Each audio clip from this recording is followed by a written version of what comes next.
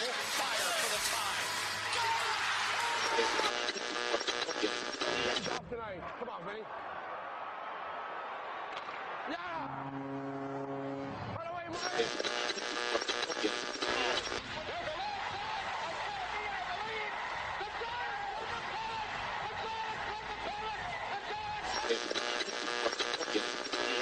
Gibson swings and a fly ball to deep right field. This is going to be a home run. Unbelievable! A home run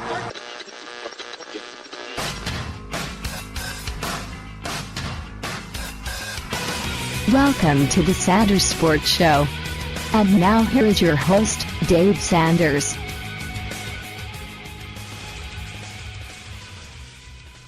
Hello out there, and welcome into the Sanders Sports Show right here on Spreaker.com. It's been a little while since I've been back. We're actually going with a new format. I promise this time it will stay this way. Every Tuesday, 1 p.m. Pacific time. You're going to go over all the week prior, all the news, notes, scores, everything you need to know. Today we're going to talk about this past week in NASCAR, what happened at the end of the California race. We'll talk a little bit of basketball, hockey, baseball. So we'll get you caught up on what's going on as far as the pro days in the NFL, as well as a few signings. But we're going to start off today with a little bit of a controversial subject. It shouldn't be, and this shouldn't even be news to me because of the way things are nowadays. But it's actually the right time for this kind of story to come out with what's going on over in Washington, D.C. right now with all the lobbyists, all the protesters, all the supporters. Everyone is right now so focused on this gay marriage, same-sex marriage issue that's been going on in this country. And it's a lot of what happened in the 60s and 70s with African Americans. A lot of those same type of issues are at stake here with same-sex marriages, same-sex couples. Reports are that, as of right now, an unnamed NFL player is considering, and he's still active, is considering coming out within the next few months, so before next season. Now, plenty of players have come out after they've retired, after they're done, but to have someone actually coming out in the middle of his career, I applaud it. Don't get me wrong. I am a supporter of rights. I think every person on this planet has basically the what's the word I'm looking for here? But there's no other word for it. Has the right to basic human rights. They do. I don't care where they come from, who they are, what color their skin is, who they love, what they like. If you're a human being, you should be treated the same as another human being. It's that simple. Why some of these fundamentalists don't see it that way is beyond me. But that's a whole nother discussion. I won't do this on a sports show. But there's a lot wrong with this society. If this is the biggest news story in the news right now, is that we're fighting over whether same-sex couples should or should not have the same rights to quote-unquote marriage as one man, one woman, there's a huge problem there, to me. I see things differently than a lot of people, I know that, but that should be common sense. I mean, we went through this 30, 40 years ago, 50 years ago almost now. Look at movies like Remember the Titans. Do you think those are just movies? That actually happened. Coach Carter actually happened. All these oppression, supposed feel-good stories that Disney comes out with, those actually happened, and they were a lot worse than what Disney made them look out to be. It's the same nowadays with same-sex couples. Same thing they're going through. I applaud it. How it's going to be received in the locker room and in the public eye is yet to be seen, because it's never happened before. I applaud it. I know a lot of people that do applaud it and that would applaud it and would still support him no matter what. We have people like the 49ers defensive back a few months ago before the Super Bowl saying that he would not want a gay teammate in the locker room with him. Why not? He's still the same player. He still has the same attributes, still has the same skill set. I don't get it myself. I don't get the phobia that there is. I am not. I am not gay in any way. I am not. I support him to the fullest. I will say that no matter what. I'm not going to change my view on that for anything. I support rights for everybody. We need to stop this dividing up people into classes, into groups, and say, okay, yeah, well, you can do this, but us over here, we're going to be able to do this a lot more because we were here first and we're better than you, and we follow this and we do this. No, that's not how things work. I know this is a sports show, and this is just a very touchy subject, and now that it's being brought into the sports world in a lot of ways, I mean, that's going to garner a lot of attention, both good and bad, from both sides of the spectrum here. You cannot deny that. Should he do it? You know what, even 5 years ago, I think everybody would probably say, no, wait until you're done. Now, with all the support that there is going on in Washington right now, with all the support up here in Washington State, I mean, we just approved same-sex marriage last year. We support it. There's 41 states that don't. But that doesn't mean that they don't. It's a touchy subject. I'll just leave it at that. I support it. That's all there is to it. Should he come out? I applaud him for doing so, if he actually does go through with it here in a few months. And we don't know who it is.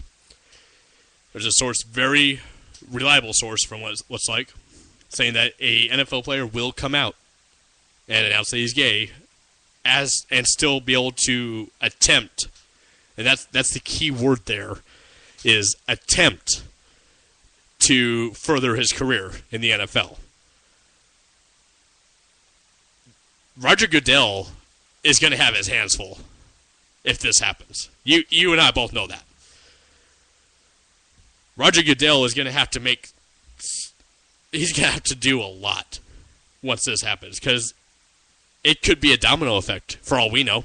We don't know what's going on in those locker rooms. We don't know how people really are. We just see them on the field in the locker rooms afterwards doing an interview. We don't know what they do at home. We don't know how they are outside the football field, outside the stadium. What if this creates a domino effect? On the other hand, what if it doesn't?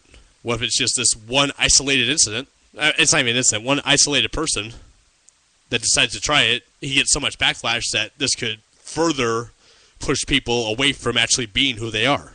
And that's wrong on that side. To me, it doesn't matter who they are. If they can tackle a guy, if they can catch a ball, if they can throw a ball, if they can score touchdowns, if they can win you a game, who cares what they do outside of the football field? Who cares? That's the way I see it. It is their life, their right to do whatever they want.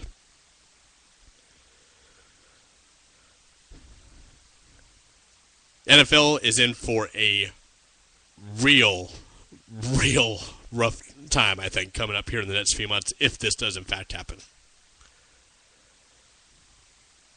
Speaking of having it rough, we'll change gears a little bit. We'll stay in the NFL, though, but probably the one person who's had it the roughest over the last couple months is Manti Te'o. Man, this kid has been through a lot. Been through, since last year, the death of his grandmother. At the time, thought he lost his girlfriend as well, at the time. Goes into the national championship game. His team gets slaughtered by Alabama, and I was one that was thinking Notre Dame actually had a chance. I actually had Notre Dame beating Alabama 24-21. I didn't expect what happened to happen. That was just slaughter. That wasn't even letting up at all. That was not letting off the gas at all. Manti Te'o, though, still one of the top-rated linebackers in the draft coming up. Well, he ran a 4.82 40 back in the combine. He's improved that a little bit. He runs a 4.71, which Te'o's fast. He was always fast, or at least it looked like he was compared to the teams that he faced, but that was not really his biggest attribute. His biggest attribute was the focus, always being where the ball is, in the right place at the right time, and I think that's what he'll bring to whatever team drafts him. But Manti Te'o turned in a 4.71 40, which is not bad. Not bad at all. Steelers are officially not going to get Jerome Harrison back. Jerome Harrison is not in the team's plans to rebuild that defense, even after he's basically anchored that defense, at least the linebacking core, for a while. He was cut by the Steelers back on March 9th after he refused to take a pay cut. Someone's going to snag him up, and fast. After Doomerville signed this past week, Jerome Harrison is going to be signed. Speaking of Elvis Doomerville, in case you haven't heard, this is just a bizarre story. It really is. How do you, as an agent, how do you not remember to file paperwork for one of your biggest names that you represent? Well, that cost him his spot with the Broncos. The Broncos were forced to release him after paperwork did not come in for a restructured contract, I believe it was. So, Elvis Doomerville went over to the Ravens. I mean, the Ravens lost a lot. They've lost Ed Reed. They've lost Ray Lewis. They've lost a lot on that defense. Getting Doomerville will do nothing but help them right now. It will be... A lot of people don't have the Ravens even make the playoffs next year. I don't see that. And yeah, they lost Anquan Bolden. Yeah, they've lost all these defensive players. They're going to rebuild it. The Ravens always seem to be there. They always, no matter who's on the team, they always seem to be in the middle of the North, either near the top or second. And they've made the playoffs the last 5 years with Flacco. How can you say that they're not going to make the playoffs? You'll be riding high after the Super Bowl win. It's going to happen. Deal with it. One last NFL note real quick. Osi Umenyiora, longtime Giants defensive end, is going to probably end up in an Atlanta uniform. Man, that NFC South is going to be tough this year. Sean Payton back with the Saints. Drew Brees back to normal. Atlanta is going to be just on fire. Tampa's come along. Carolina, they're not going to be there yet, I don't think. That's going to be a tough division, though, to pick. I know it's really early. I will make my picks here on the air. I always make my picks about 2 weeks before the actual season starts of every game. I won't tell you game-by-game picks, but I will tell you exactly where I think people are going to finish, their teams are going to finish, who's going to make the playoffs, and who's going to go to the Super Bowl. That'll be on the show 2 weeks before the season starts. Also, closer to that time, I know the fantasy baseball didn't kick off. By then, I'm sure we'll have more people that like the show and listen to it religiously, like I know quite a few of you do out there when it's on. But I am going to be doing a fantasy football league as well, so we'll keep you posted on that. Right now, we are going to take a little bit of a break. When we come back, we're going to talk a little NASCAR. NASCAR actually doing something right today, right here on the Sanders Sports Show, here on Spreaker.com. Give me fuel, give me fire, give me that which I desire. Ooh.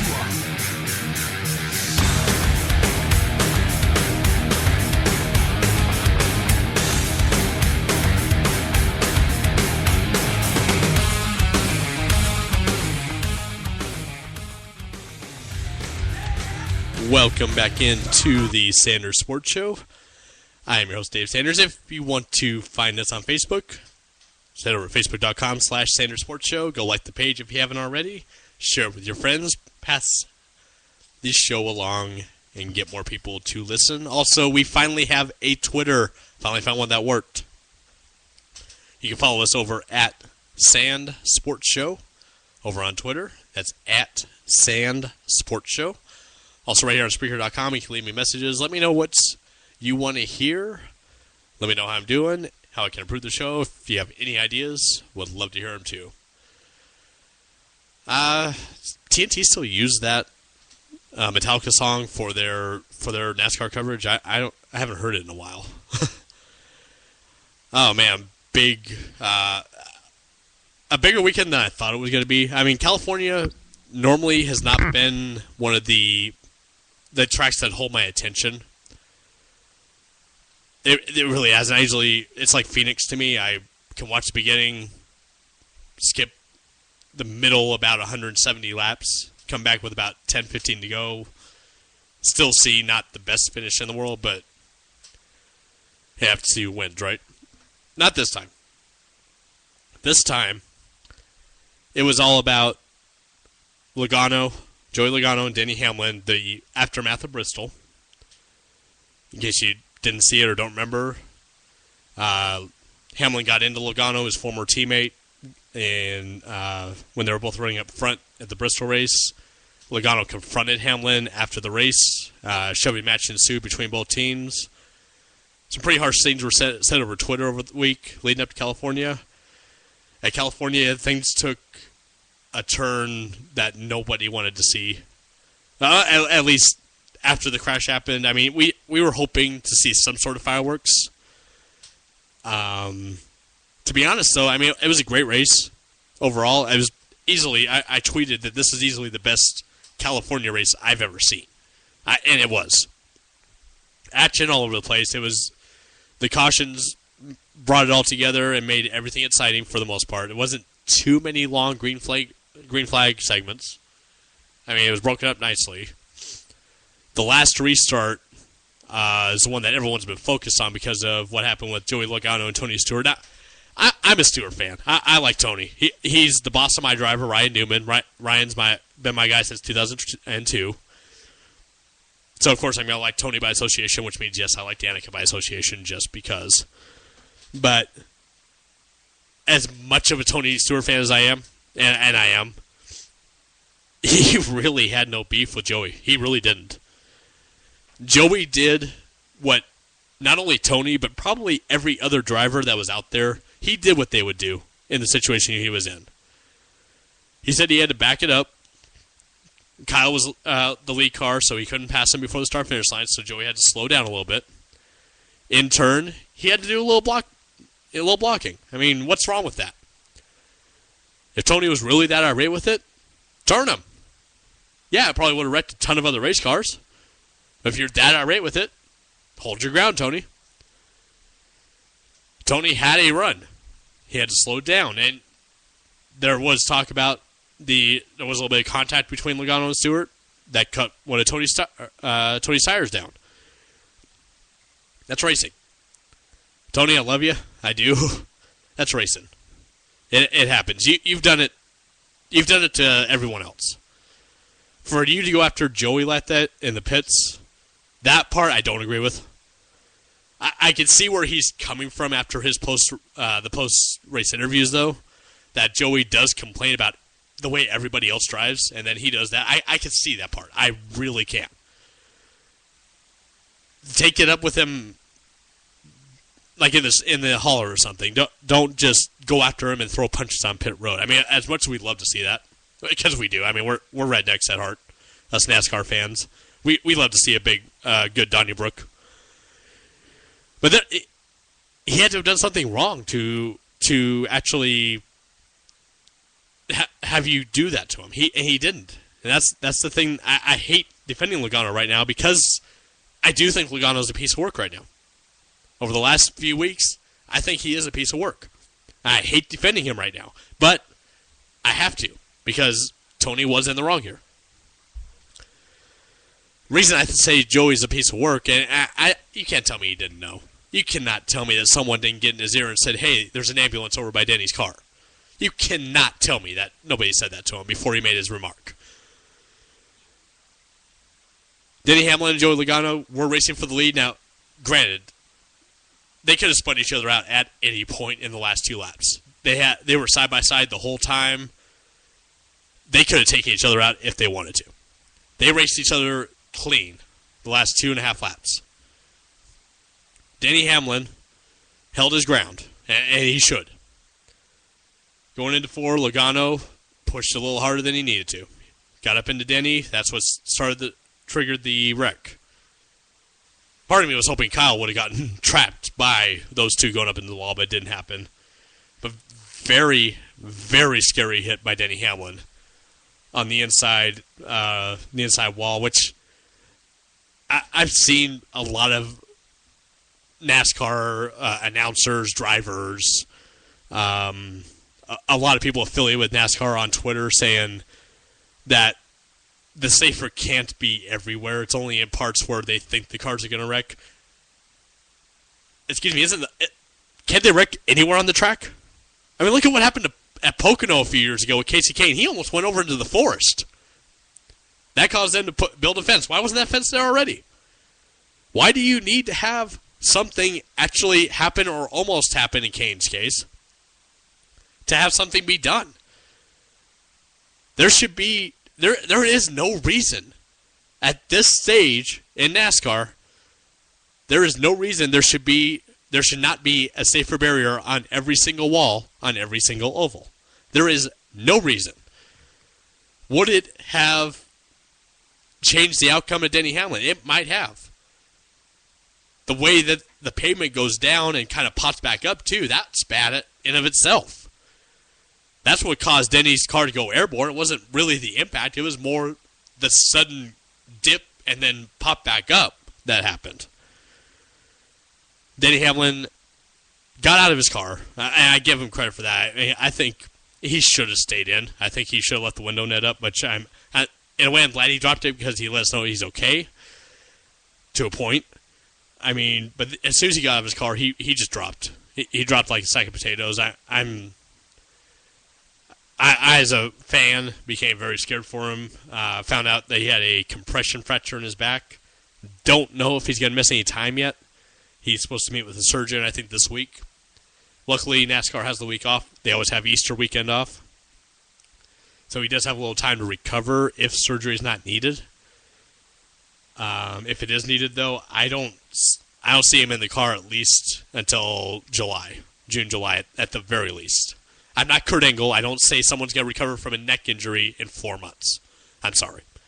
I know some of you will get that reference, some of you won't. But if he does have to miss time, that's going to look even worse on Joey, especially with what he said. I wish I had the audio up. I didn't have time to splice it together. But essentially, Logano said, quote, after the way he raced me last week, that's what he gets. Again, you can't tell me somebody didn't tell Joey what was going on, because ambulance had already been there for at least 5-10 minutes before Logano's interview happened. The ambulance was there when Logano and Tony were still fighting. You can't tell me someone didn't get in Logano's ear and say, hey, this is what happened. Logano tried to backpedal later on and say, yeah, I don't want to hurt anybody. And granted, he didn't wreck Denny. He was racing for the win. He didn't wreck Denny like he could have for those entire 2 laps. It made it look worse because of what happened in Bristol last week. But it's going to look bad because of that comment. I'm sorry. I don't think it's taken out of context. I think he said it knowing what happened. By the way, there was a winner in this race. His name was Kyle Busch. Kyle even made light of the situation afterwards and said, yeah, I guess I won the race, but I guess that's not a story, is it?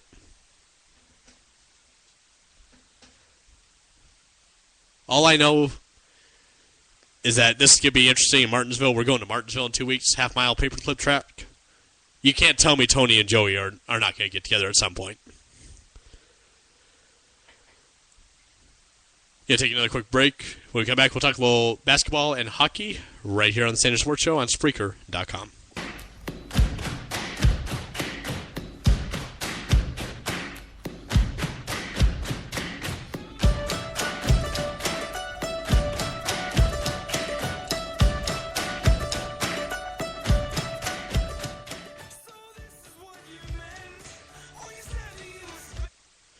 Welcome back into the Sanders Sports Show. I'm your host, Dave Sanders. However you're listening, whether it be live right now on Spreaker.com or on Facebook, or if you're going to listen to the recording later on, thank you for making this show a part of your day. We'll get to some NCAA in the final segment. I'll let you know how the bracket's doing on this end. But there's other basketball being played right now, and a lot of people are making a huge deal out of this Miami Heat streak thing. They are. To me, it's impressive, yes. And a lot of there was many times that the Heat were on the ropes, especially to teams like Charlotte last night. They were actually down a little bit at the half, or sorry, a couple nights ago. Cleveland had them on the ropes. They were, I think, 26 at one point last week. Boston had them on the ropes. I mean, a lot of teams have had them on the ropes, but they just can't finish.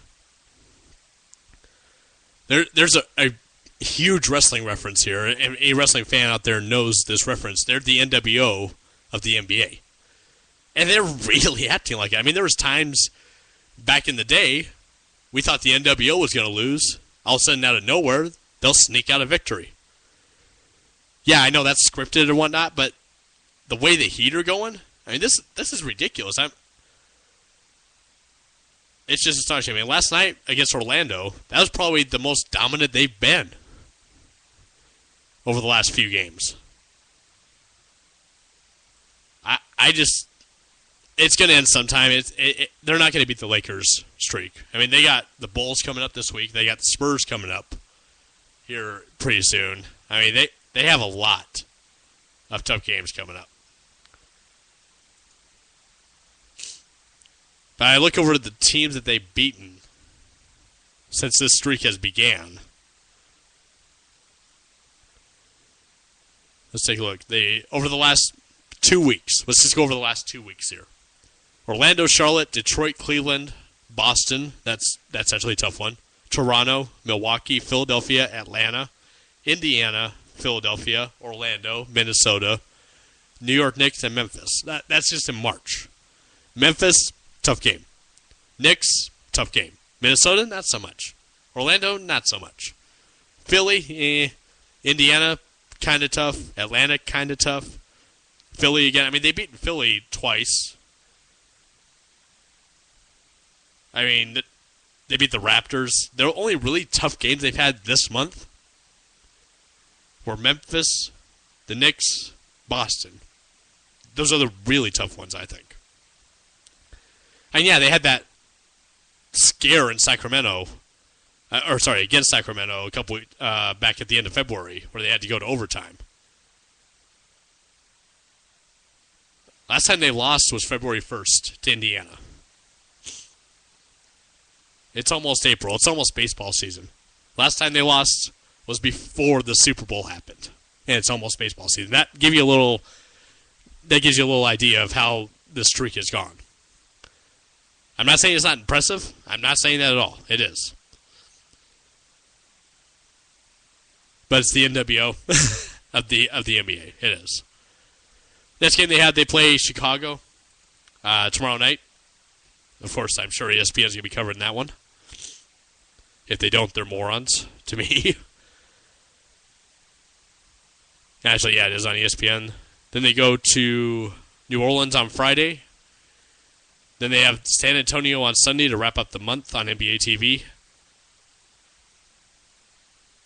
Either Chicago or San Antonio will end the streak. I don't see it going any more than that. Speaking of that streak, that did extend last night against the Magic. He won 108-94 last night. Like I said, that was the first one of the last few games that they actually weren't down by 20 plus at some point.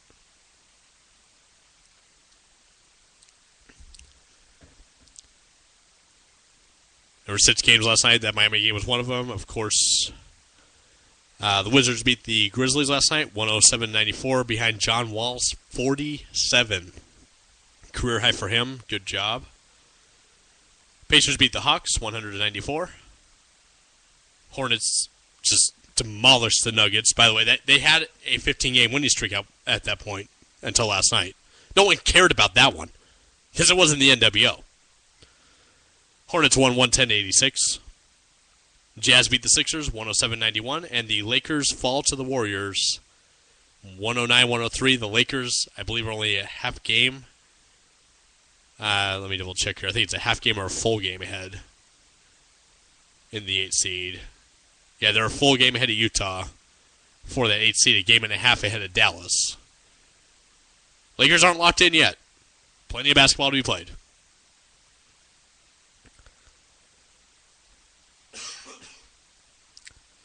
Right now in the NBA, there's 3 games slated for tonight.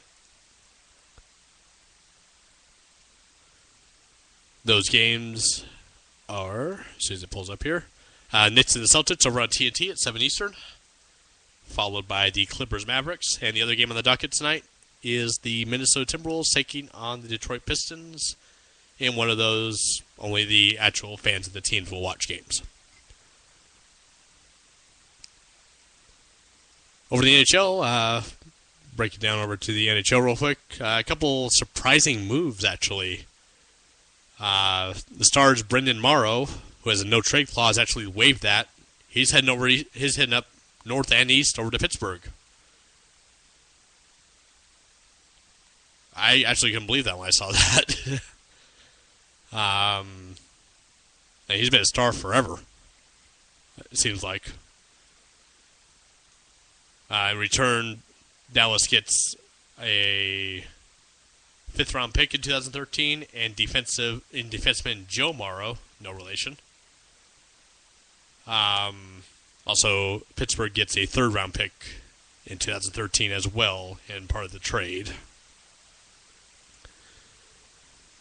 There's a few games in the NHL last night. Let me go ahead and get those scores up.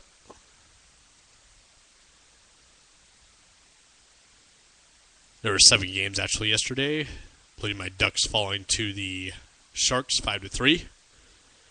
Bruins need a shootout to beat the Maple Leafs 3-2. Senators also need a shootout to beat the Devils 3-2. Kings over the Blackhawks 5-4.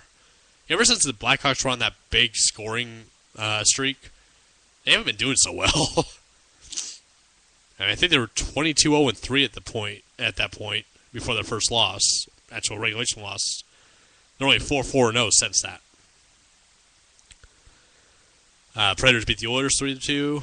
Wild just demolished the Stars 7-4 on Zach Parise's 2 goals. And the Red Wings beat the Coyotes 3-2. Tonight there are 9 games on the docket, including the Panthers versus the Maple Leafs, Canadiens and the Penguins, Islanders at the Capitals, Jets at the Hurricanes, Rangers and the Flyers. That's always a fun game to watch. That's over on NBC Sportsnet at 7:30 Eastern. Sabres and the Lightning, Oilers and the Blues, Flames and the Blackhawks, and finally the Blue Jackets and the Canucks. Some good games tonight. If you're not doing anything tonight, I mean, there's no tournament games on tonight, go check out that Rangers-Flyers game. It's always a treat. Going to take one last break. When we come back, we'll talk about the NCAA tournament. Got a lot to talk about there, and we'll wrap up the day. This is the Standard Sports Show here on Spreaker.net.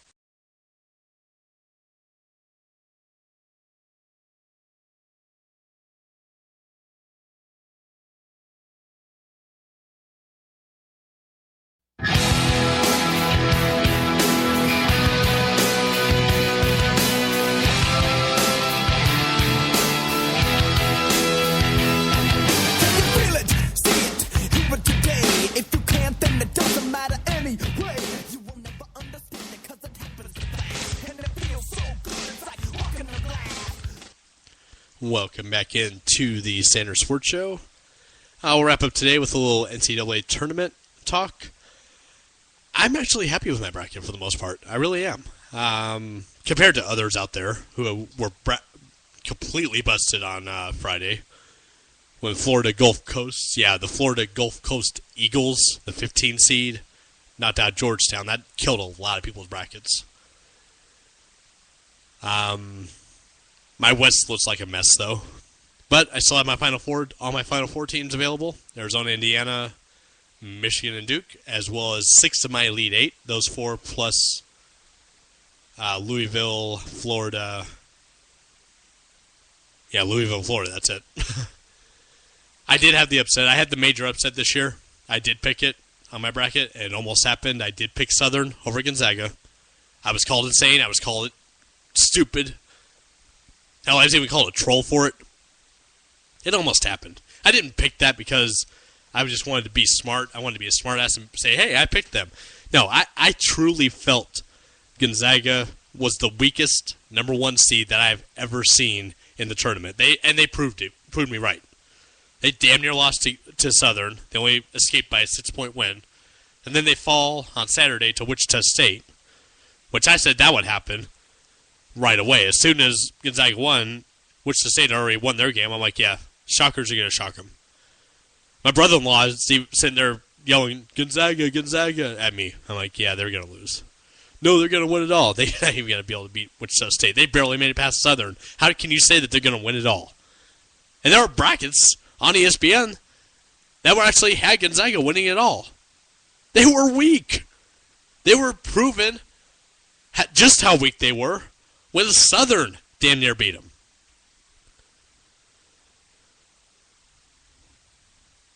One thing I didn't have, as I'm sure nobody else did, Ole Miss versus LaSalle in the Sweet 16. Yeah, that was a shocker. So we got LaSalle taking on Wichita State in the West, as well as Arizona taking on Ohio State. I was really hoping Iowa State would have won that game, because then you would have had the top four out. You would have had a 9, a 13, a 6, and a 10 in the Sweet 16 in one side of the bracket. That's almost absurd right there. I mean, truly, there's only one side of the bracket that has 1, 2, 3, and 4 in the Sweet 16. That's the East. Indiana, Miami, Florida, Marquette, and Syracuse. Marquette shouldn't be there either. Davidson had them beat. Davidson threw that game, literally threw that game away on the final possession there. There was no reason not to let them foul you. No reason whatsoever. I was bummed on that one because I had Davidson. I was hoping Butler would have stomped them out. Nope. Marquette coming out of nowhere again, winning that game.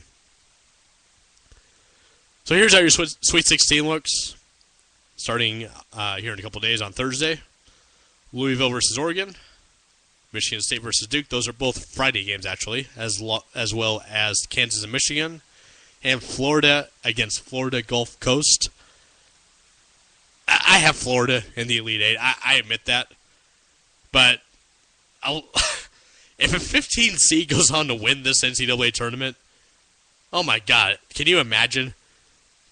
Can you imagine sports radio, sports talk shows? Can you imagine the blow-up that's going to happen if Florida Gulf Coast, who's only, by the way, in their second year of eligibility in Division I, can you imagine if they win?